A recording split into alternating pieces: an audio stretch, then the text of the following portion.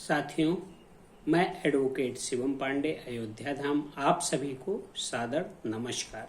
साथियों, जैसा कि आपको पता है कि 2011 में 72,825 वैकेंसी टेट मेरिट पर आई थी। उसके बाद सरकार बदलते ही अखिलेश सरकार जी द्वारा 72,825 की उसी भर्ती को एकेडमिक गुणांक पर करने का दिशा निर्देश जारी किया गया। फिर से विज्ञापन आया और अभ्यर्थियों से फीस लिए गए। उसमें प्रत्येक जिले में 500 रुपए की फीस थी, तो लगभग अभ्यर्थियों ने सभी जिलों में डाला था और सचिव के नाम पर का ड्राफ्ट बनाकर फीस पेड की थी।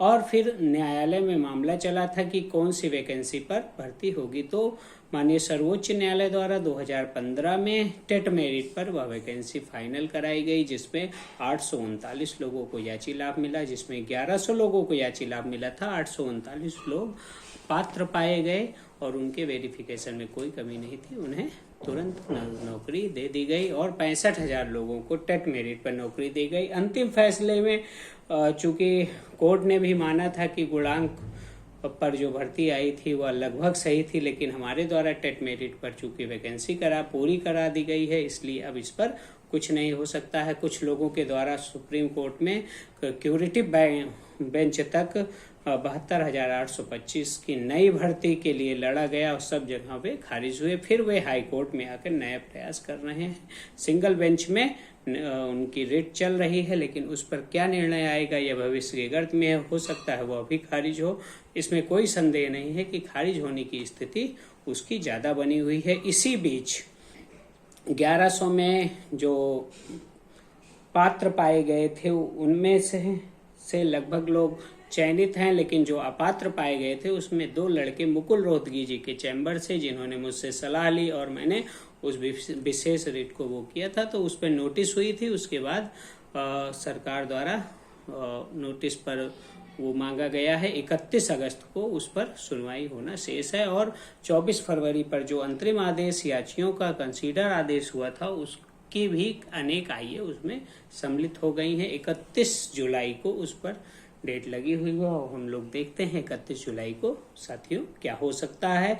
इसी बीच कुछ लड़कों द्वारा माननीय उच्च न्यायालय की शरण ली गई कि हमने 72,825 के विज्ञापन पर जिसकी भर्ती क्वैश हो चुकी है और उसमें फीस वापसी का सर्वोच्च न्यायालय द्वारा आदेश भी हुआ था कि आप जो चाहे सरकार की लिबर्टी पे आप कुछ भी कर सकते हैं। तो कुछ लड़के गए हुए थे जिनको सफलता मिली है। 10 दिन के अंदर बाउंड आदेश हुआ है कि उनकी फीस वापस की जाए। इस भर्ती में जितने भी साथी शामिल थे अब उनको भी एक बाउंड आदेश कराकर अपनी फीस वापस लेनी होगी। यदि आप चाहते हैं कि आपकी फीस पूर्णतः वापस हो जाए तो आपको माननीय उच्च न्यायालय का सहारा लेना पड़ेगा और अपनी फीस वापस लेना पड़ेगा। और इसमें जो भी साथी इस कश्मकश में हो कि शायद 72,825 का विज्ञापन जो लोग लड़ रहे हैं वो जिताकर हमें नौकरी दिला देंगे, तो वे अपनी पूरी फीस वापस न लेके 8-10 जिले की फीस छोड़ दें और बाकी के पैसे सरकार से ले लें। यदि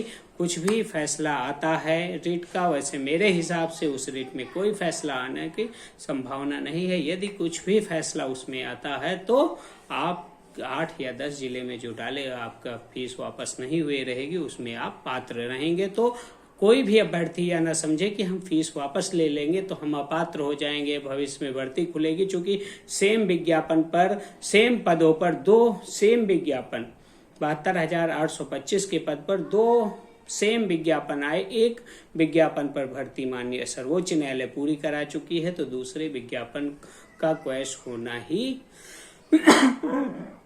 न्याय प्रक्रिया के संगत है। तो आप लोगों को गुमराह जो किया जा रहा है उससे थोड़ा बचिए और मेरी हार्दिक इच्छा है कि आप लोग अपने विवेक से निर्णय लीजिए और यदि फीस वापस के लिए आप लोग अग्रसर होना चाहते हैं तो माननीय उच्च न्यायालय में एक पिटीशन दाखिल कर दीजिए, क्योंकि मैं तो फीस वापस ले लूंगा, इसलिए मैंने पूरा मन बना लिया है कि फीस वापसी हेतु अग्रिम कार्यवाही अब की जाएगी। या सेशन सिर्फ और सिर्फ 72,825 के पुराने साथियों के लिए था। आगे की जानकारी आपको पुनः कल से दी जाएगी। आप सभी को एडवोकेट शिवम पांडे अयोध्या धाम की तरफ से जय श्री राम, जय हनुमान, जय महाकाल। आप सभी का दिन शुभ हो। सा आदर धन्यवाद। सभी का भविष्य उज्जवल हो और सभी जिस तैयारी में हैं उस तैयारी में अपने पदों को सृजित करते हुए, अभेद किला को भेदते हुए सातर सरकारी नौकरी प्राप्त करें। धन्यवाद। पुनः नमस्कार।